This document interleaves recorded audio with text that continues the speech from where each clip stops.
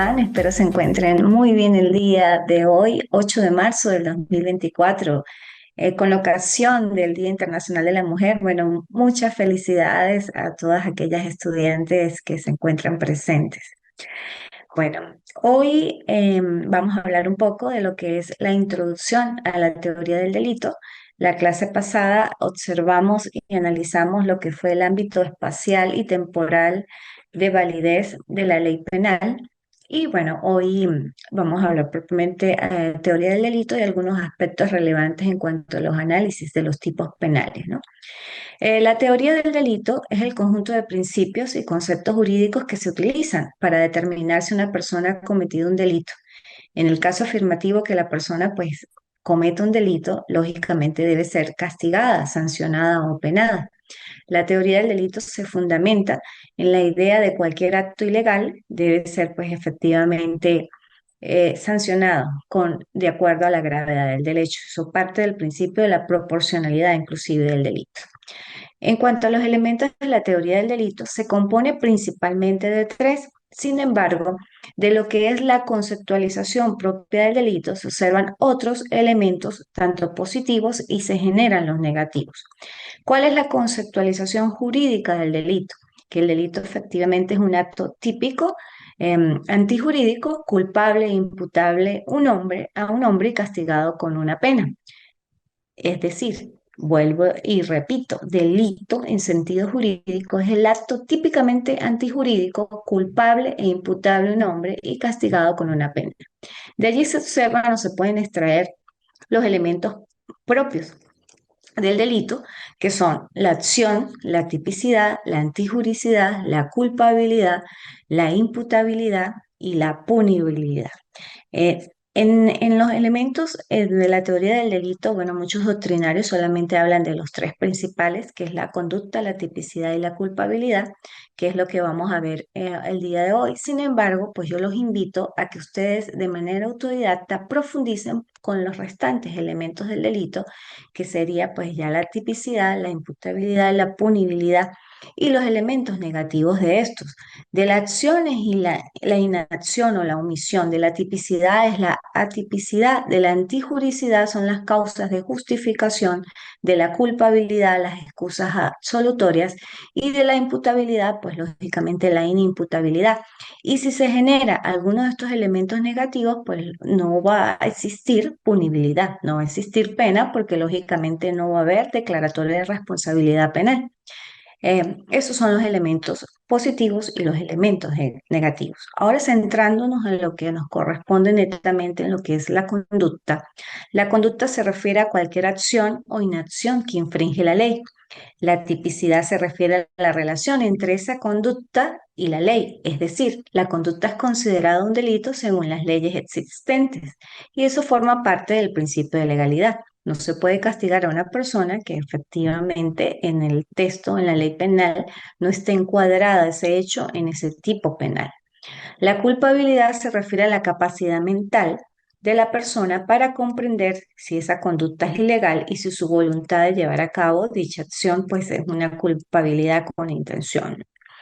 La importancia de la teoría del delito en el sistema legal, bueno, es bastante importante por muchos aspectos, sin embargo es esencial para el sistema legal, ya que proporciona pues una base, un fundamento para determinar si una persona ha cometido un delito y en caso afirmativo, cómo debe ser castigada. La teoría del delito pues también ayuda a garantizar que el castigo sea proporcional al delito cometido, lo que contribuye a la justicia y a la equidad en el sistema legal. Efectivamente, proporcionalidad. Una persona va a ser castigada de acuerdo al hecho cometido con base a la justicia y la equidad. Justicia porque hay que darle a cada quien lo suyo y equidad porque hay que darle a cada quien lo suyo atendiendo a las características propias del ser. En ese caso, atendiendo a las características particulares de la infracción o del hecho punible cometido. En conclusión, la teoría del delito pues, es un concepto esencial para entender el sistema legal y cómo se determina si una persona ha cometido un delito. La comprensión de estos elementos de la teoría del delito es fundamental también, pues para garantizar que el castigo sea proporcional, como ya lo indiqué, y se promueva esa justicia y equidad en el mismo. En cuanto a la evolución histórica del delito, de la teoría del delito, bueno, durante la Edad Media los delitos se clasificaron en delitos civiles, delitos religiosos. Los delitos religiosos como la herejía o la blasfemia se castigaban con la muerte en la hoguera. Los juicios pues eran a menudo injustos y se basaban en la confesión, incluso si se obtenía bajo tortura. En la Ilustración y la modernidad, pues el delito se consideró como un problema social, se centró en la rehabilitación en lugar de la venganza. En la modernidad se desarrollaron sistemas legales más sofisticados basados en presunción de inocencia, que hoy en día lo tenemos, y el derecho a un juicio justo.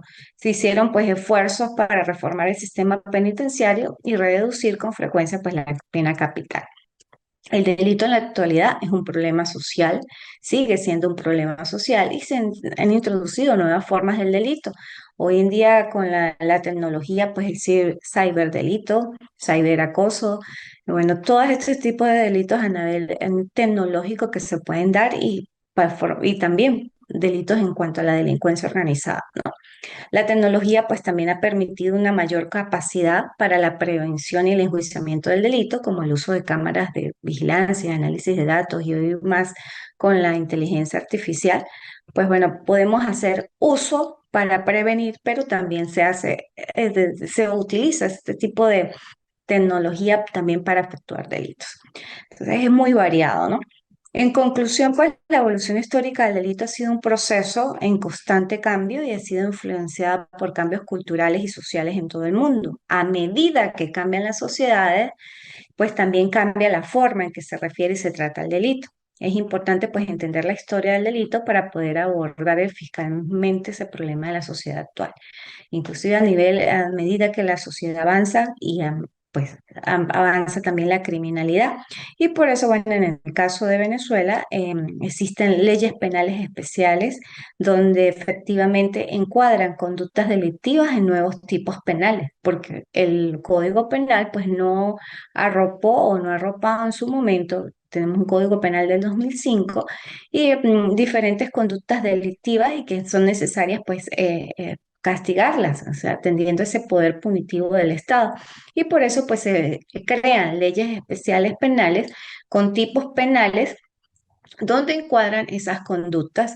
¿Para qué? Para que efectivamente no afecte el principio de legalidad y exista tipicidad y no atipicidad y no se genere en todo caso impunidad. La acción dentro del delito como elemento fundamental, pues sí se refiere a la conducta, como ya indiqué también, que se considera el delito en virtud de la ley. Esta conducta puede ser tanto una acción como una omisión, es decir, una falta de acción en una situación en lo que la ley exige una conducta. Aquí es muy importante resaltar que lógicamente debe haber existir o estar presente la exteriorización de la intención, porque si solamente se tiene la intención, pero no se exterioriza, no se ejecuta, no se acciona, pues no puede existir delito. Hasta ahora no es punible las intenciones o sea, quedan en el pensamiento de la persona y es hasta allí. Pero si eso no se exterioriza, pues lógicamente no va a existir delito porque no afectó a terceros en ese mundo, en la sociedad. Pero sí se castiga o sí se puede penar y sancionar por omisión. Es un caso de omisión de socorro o omisión de que efectivamente una persona pueda observar la comisión de un hecho delictivo y pues no haga uso de los medios de justicia para poder denunciar. Es muy importante resaltar que efectivamente la acción es lo primario, pero también se castiga la omisión o se pena la omisión, ¿no? No tan grave porque vamos otra vez a lo que es la proporcionalidad, pero sí efectivamente puede ser una persona declarada penalmente responsable por omisión. ¿Cómo se determina la acción dentro del delito? La acción dentro del delito se determina en función de si la conducta realizada por la persona es contraria a la ley y eso forma parte del principio o de los elementos de la antijuricidad, lo que es antagónico, lo que es opuesto, lo que es contrario a derecho, lo que es contrario al deber ser. Para determinar si existe una conducta ilegal, pues se analiza factores como el contexto que se llevó a cabo esa conducta, las circunstancias en que se cometió el delito y el impacto que tuvo en las personas afectadas. Lógicamente, al generar una acción, ¿Cuál es la consecuencia? Una reacción. Toda acción genera una reacción. Independientemente de lo que estemos realizando, siempre, hasta con el verbo, yo puedo decir determinada aspecto, palabras, discursos, y lógicamente mi verbo tiene una reacción en el mundo, tiene un efecto. Ahora bien, ¿cómo es la acción cuando se ejecuta a través de diferentes medios y más para generar un delito? Pues lógicamente genera una reacción y si es un delito, pues una reacción negativa. Tipos de acciones dentro del delito. Existen varios tipos de acciones del delito, como la acción dolosa, que se refiere netamente a la intencionalidad o a la conducta intencionalmente ilegal, y la acción culposa, que se refiere a la conducta que se realizó por negligencia o descuido. En el caso de los homicidios o lesiones culposas, donde efectivamente pues, se infringe una ley, se infringe una norma, pero como producto de una conducta basada en negligencia, descuido, imprudencia, inobservancia o impericia, ¿no? La importancia de la acción dentro del delito en la teoría del delito. La acción dentro del delito es un elemento fundamental, como ya también mencioné, ya que permite establecer si efectivamente esa persona cometió o no cometió el hecho delictivo. En conclusión, pues la acción dentro del delito es un elemento fundamental y necesario para determinar si una persona cometió el hecho delictivo o el hecho punible. Aquí voy a hacer un breve paréntesis para indicar la frase de la actividad 3 y 4. Es una frase de Séneca, un filósofo, quien dice, decir lo que sentimos, sentir lo que decimos. Concordar las palabras con la vida, eso es congruencia y coherencia. Decir lo que sentimos, sentir lo que decimos. Concordar las palabras con la vida. Eso lo dijo Séneca. Hasta ahí es su frase. Decir lo que sentimos, sentir lo que decimos. Concordar las palabras con la vida. Séneca. Yo le agrego efectivamente que debe existir pues congruencia y coherencia entre nuestra acción y sus pensamientos. Eso no lo van a colocar en la actividad, pero es una frase de Séneca y es la interpretación que se le puede dar o asignar. Bueno, muchas interpretaciones. Ahora bien, en cuanto a la tipicidad, como también elemento del delito, forma parte fundamental en esa teoría del delito. Es un concepto central que se refiere a la correspondencia entre la conducta de una persona y la descripción del delito que establece la ley. En otras palabras, la tipicidad se refiere a la pregunta de si una conducta se ajusta o no a la definición legal de un delito. ¿Cómo se determina la tipicidad? La tipicidad se determina analizando si la conducta de una persona se ajusta a la descripción del delito establecida por la ley. Este análisis implica, pues, la comparación de la conducta de las personas con los elementos específicos del delito, como la acción ilegal y la intención criminal. Ejemplo, en el caso del homicidio simple, el que cometa o el que efectivamente arrebate o dé muerte a una persona, o sea, con la intención, será castigado con una pena de tal cosa, de tanto a tanto, por decir, de 10 a 20 años. Ese tipo penal establecido en el Código Penal, específicamente en el 405 del Código, me indica el que, o sea, cualquier persona que puede cometer un homicidio con intención, es el verbo rector. El bien jurídico protegido en este caso, pues es la vida. Hay un sujeto activo, que es el agresor, que es indiferente, hay un sujeto pasivo, indiferente, y lógicamente es un tipo penal donde una persona con intención le arrebata la vida a otra persona y pues efectivamente genera una reacción. ¿Cuál es el deceso de esa persona que pues estaba viva? Eso es tipicidad. Hay un hecho y ese hecho encuadra en un tipo penal. Y por eso, pues, es una conducta que se puede castigar y penar porque está establecida. La importancia de la tipicidad en la teoría del delito, pues, forma o es necesario para determinar si una persona ha cometido un delito y por lo tanto debe ser castigada. La determinación de la tipicidad también ayuda a garantizar a las personas que no sean castigadas por conductas que no son delictivas o que no estén explícitamente prohibidas por la ley. Diferentes tipos de tipicidad existen, como la tipicidad pues objetiva, que se refiere a si la conducta de una persona se ajusta a la descripción legal del delito, y la tipicidad subjetiva, que se refiere a la intención criminal de una persona al cometer un delito. En conclusión, pues la tipicidad es un concepto clave en la teoría del delito, también es necesario para determinar si una persona no ha cometido el delito. La comprensión de los diferentes tipos de tipicidad es importante para aplicar pues correctamente la ley y garantizar también la justicia en el sistema legal. En cuanto a la antijuricidad, es un concepto también que se refiere a la ilegalidad de una conducta contrario de derecho, antagónico, opuesto. Es una conducta que efectivamente, o sea, si está contrario del derecho, pues lógicamente forma parte de un elemento del delito, porque las personas, pues, o nosotros, los seres humanos, pues, debemos estar regulados y cumplir y respetar ciertas normas o las normas que están establecidas por el Estado. ¿Para qué? Para que efectivamente exista armonía y haya un buen convivir, ¿no? Un buen vivir. ¿Cómo se determina la antijuricidad? Se determina analizando si esa conducta específica es contraria a la ley y si no existe justificación, lo que hablamos de las causas de justificación en el caso de legítima defensa, estaba necesidad para dicha conducta. Por ejemplo, si una persona también roba un objeto porque va en contra por el robo y no hay ninguna justificación legal para esa acción. O sea, los delitos de robo, en el caso de robo por ser delitos de agresión, donde se afecta pues esa parte de esa integridad física, pues habría que efectivamente verificar, o sea, las circunstancias de ese delito, de ese tipo penal.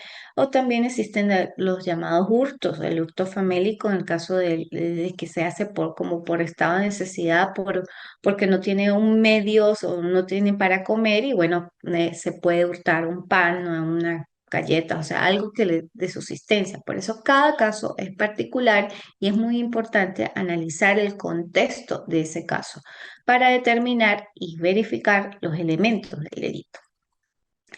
Igualmente, pues la antijuricidad es un elemento clave para determinar si una persona o no ha cometido un delito, si debe ser o no castigada, al igual que la acción, al igual que la tipicidad. Igualmente, pues garantiza a las personas que solamente van a ser castigadas por las conductas que van en contra de la ley y no por acciones que estén permitidas por la ley, ¿no? Eso es parte de la seguridad jurídica. Excepciones a la antijuricidad, como ya lo indiqué, pues también lo mencioné, la mayoría de las conductas antijurídicas pues no están permitidas por la ley. Sin embargo, existen esas excepciones, por ejemplo, la legítima defensa es una excepción a la antijuricidad, ya que permite que una persona use la fuerza para protegerse a sí misma o a otros de una amenaza inminente. En conclusión, pues también la antijuricidad es un elemento fundamental en la teoría del delito y es necesario para determinar si una persona ha cometido o no un delito. La comprensión de las excepciones a la antijuricidad es importante para aplicar también correctamente la ley y garantizar la justicia en el sistema legal. En cuanto a la culpabilidad, se refiere pues a la capacidad de una persona para ser responsable de sus acciones y ser castigada por ellas en caso de que se haya cometido un delito. La culpabilidad implica que la persona sabía lo que está haciendo, lo que estaba haciendo y que actuó pues intencionalmente. Los elementos de la culpabilidad lo corresponden o lo comprenden lo que es el conocimiento, la voluntad y la imputabilidad. El conocimiento se refiere netamente a la comprensión de una persona sobre lo que está haciendo. Una persona debe ser consciente de las consecuencias de sus acciones para ser considerada culpable del delito. En cuanto a la voluntad, pues se refiere a la intención de una persona al cometer una acción. Una persona debe tener la intención de realizar una acción para ser culpable de un delito. Si una persona pues comete una acción por accidente o sin intención, pues no se consideraría culpable en cierta forma, ¿no? Hay atenuantes. En el caso, como le indiqué, de homicidios culposos o lesiones culposas, o sea, otro tipo, no es voluntad intencional, sino es una voluntad por culpabilidad, que es diferente. Imputabilidad. La imputabilidad se refiere a la capacidad de una persona para ser responsable de sus acciones. En otras palabras, una persona debe ser capaz de comprender la naturaleza de sus acciones y ser capaz de controlarlas para ser considerada culpable de un delito. La imputabilidad tiene también a su vez varios elementos. La forma, en primer lugar, o la principal para verificar la imputabilidad es por la edad. En Venezuela tenemos dos jurisdicciones en cuanto al ámbito penal, jurisdicción ordinaria y jurisdicción especial en el ámbito del sistema de responsabilidad penal o justicia penal juvenil.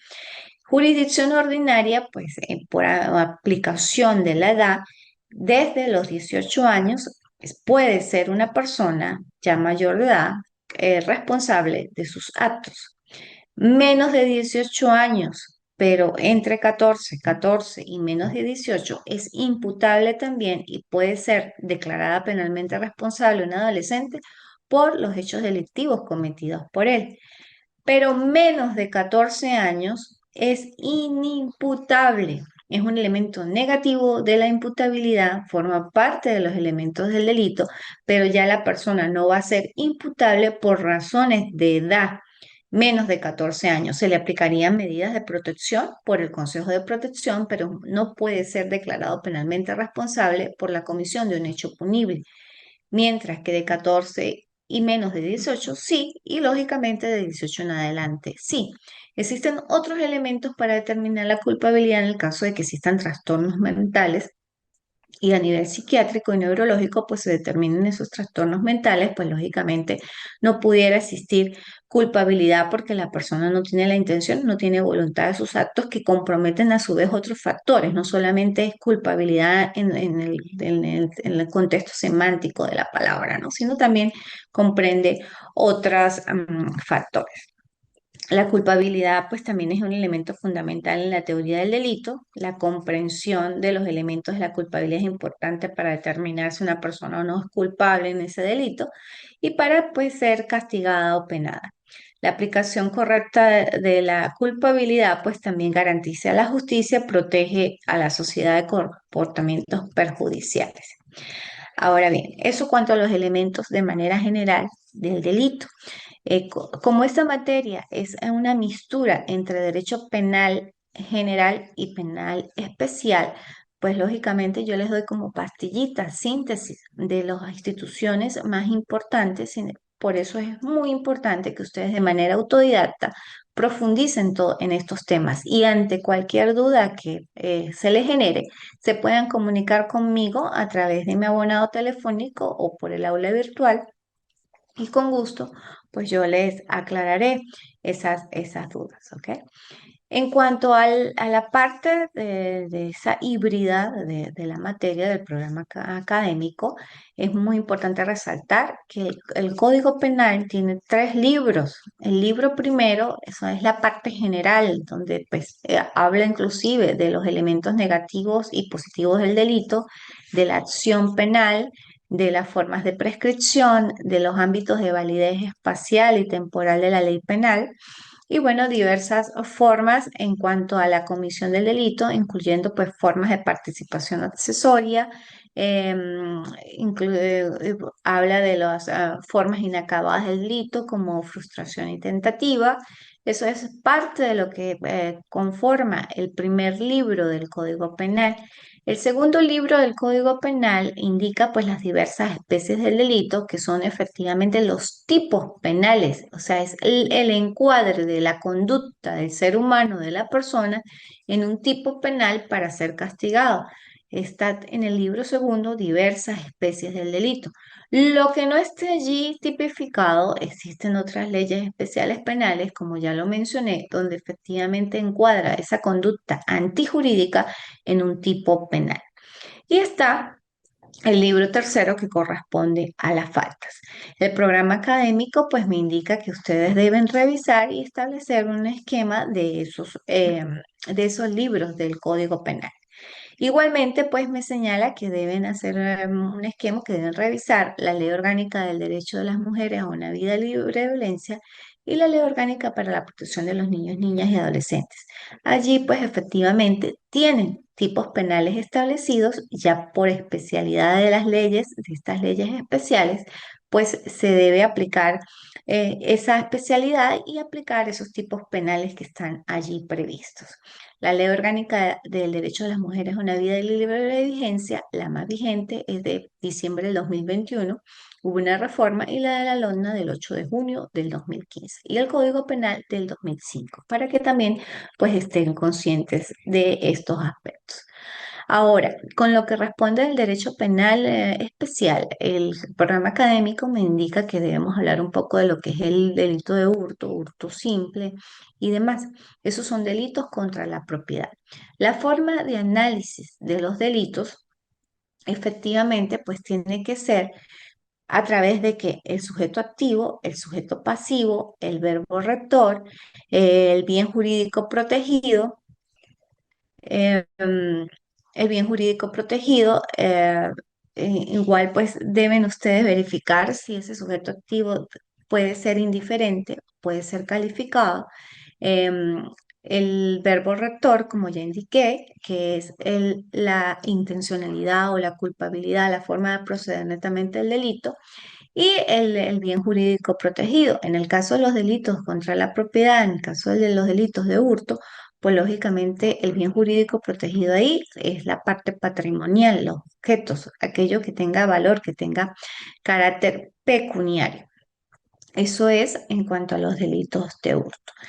Vamos a resaltar lo que es el Código Penal.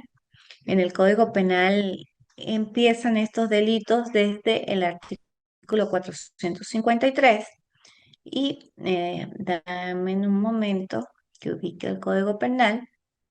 De ahí, pues, el delito, el más básico, el principal, es el delito de hurto simple.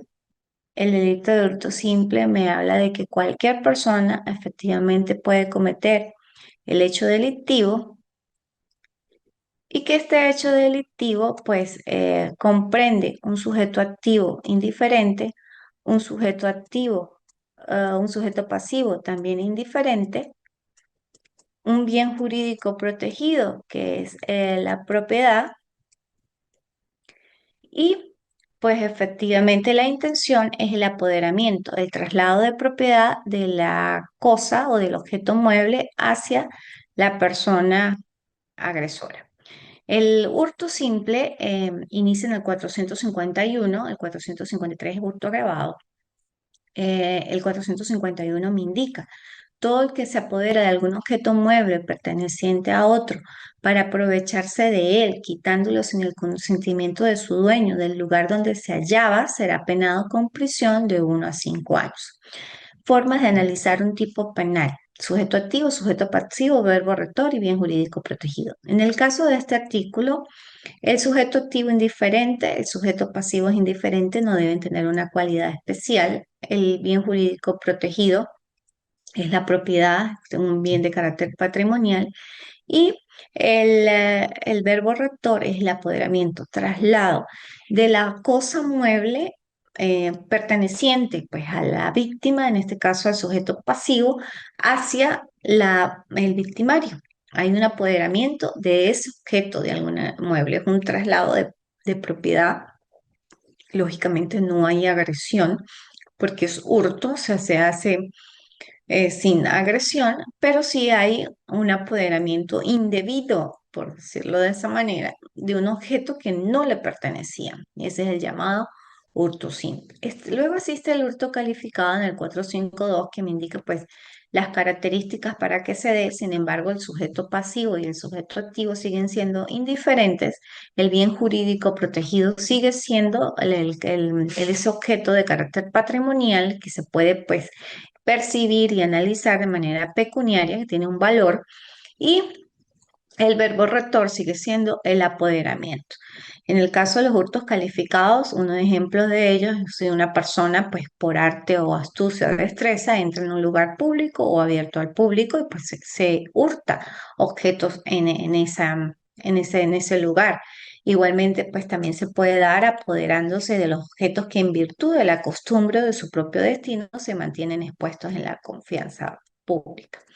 En cuanto a los delitos de hurto agravado, uno de ellos, porque son varios ítems o literales, en cuanto a la forma de la comisión de los delitos, y en este caso del delito de hurto, ejemplo, si para cometer el hecho o para trasladar la cosa sustraída, el culpable se ha servido de una vida distinta de la destinada ordinariamente al pasaje de la gente, venciendo para penetrar en la casa o su recinto, para salir de ellos obstáculos y cercas tales que no podrían salvarse sino a favor de medios artificiales o a fuerza de agilidad personal. Igualmente se puede dar si la cosa sustraída o de las destinadas está notoriamente a la defensa pública o a la pública reparación o alivio de algún infortunio. Por eso es muy importante destacar el caso en concreto, el caso particular, para poder encuadrar esa conducta antijurídica dentro de los delitos, en este caso que estamos viendo delitos contra la propiedad, hurto simple, hurto calificado o hurto agravado. Luego están los delitos que ya generan una agresión, como el robo. Inician en el 455 y el robo genérico me indica quien por medio de violencias o amenazas de graves daños inminentes contra personas o cosas haya construido al detentor o a otra persona presente en el lugar del delito que se le entregue ese objeto mueble o a tolerar que se apodere de este. Sujeto activo indiferente, sujeto pasivo indiferente, bien jurídico protegido, igual sigue siendo un objeto de carácter patrimonial. Y verbo rector, apoderamiento, es igual a apoderamiento. Lo que lo distingue es que efectivamente ese apoderamiento, si es por medio de violencia o amenazas graves, de daños inminentes, ¿a quién? O sea, hacia la integridad física, la vida de la otra persona. Efectivamente, hablamos del hurto simple, calificado de agravado. Estos delitos de hurto no tienen ningún tipo de agresión física contra el ofendido. Los delitos de robo sí, como el robo genérico, previsto en el 455. Hay una inminente violencia o amenaza de esos de daños hacia la integridad de la persona ofendida, víctima, donde recae esa acción agresiva, esa acción negativa. También nos encontramos dentro de los delitos contra la propiedad, con el delito de robo arrebatón, previsto en el 456 del Código Penal. Igualmente, pues un delito que genera un poco de violencia, a pesar de que sea para arrebatar solamente la cosa mueble de manera rápida e intempestiva, pero sí genera pues agresividad ah, hacia la persona víctima, ¿no? Y por parte pues del sujeto activo.